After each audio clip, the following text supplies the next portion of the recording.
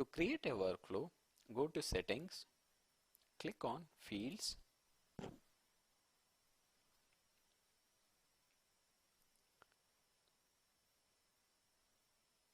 In the Fields page, you'll be able to see a menu called Workflow Actions. In this Workflow Actions, you'll be able to see all the workflows as part of your Splunk searcher that are already created. These are some of the inbuilt workflows that are available. We will add our own. I'll give a name called our demo workflow. Label will be Google IP address. To be more specific, Google client IP address. So this is being displayed before clicking on those links where you will be adding these workflows. Once you added the label, you can specify to which field this should be added. One is your client IP. This is your client IP field, and also there are a couple of other fields we have extracted as part of other discussions, that is IP address using our props and IP address underscore transforms. I know we have not typed the address name, but this is how we have extracted the fields, so let us stick to with it. So I've added for 3 fields for googling the client IP address, and in the next menu, if we know specific event types to which it should be added, we can specify the event types. We'll leave blank as it is because as of now we don't know the client IP in which event types they exist, and here there is an action where it should be displayed. As we have seen previously, I explained an event menu and the fields menu.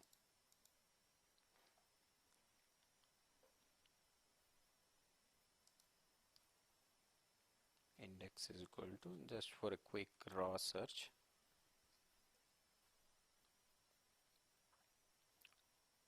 these are your event menus and these are your fields menu. So here we'll choose both, display this action on both, and what should be the action type? Action type is a link or a search. If it is a search, this can open up our new search. So inside our Splunk, instead of that we'll say it is a link, it should go to our third party site, that is our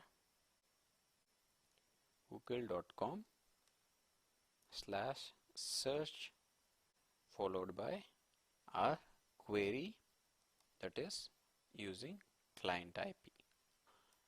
This we understand by our token. This is how the variables have been passed from one page to another page in Splunk as part of URL.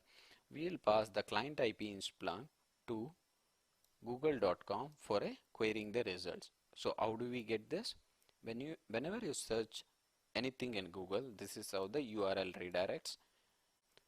Based on that, we are passing our argument as part of our Google query, and how this link should be opening.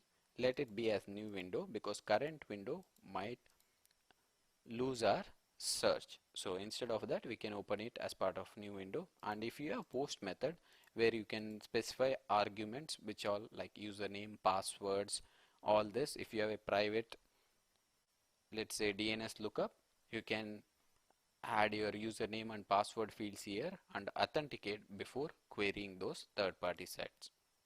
For this example, we'll keep it as get, and I'll go ahead and save this.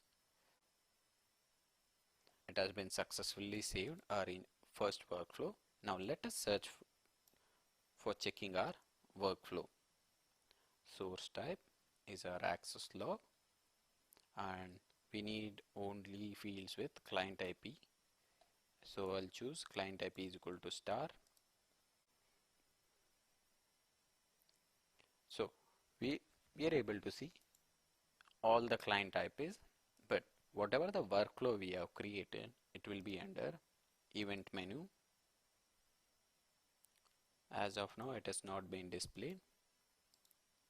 This is the problem with Chrome. You need to refresh every time there is a configuration or UI change.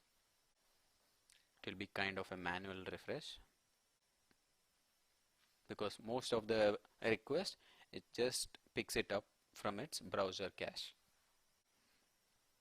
So I made a forceful refresh using Control F5.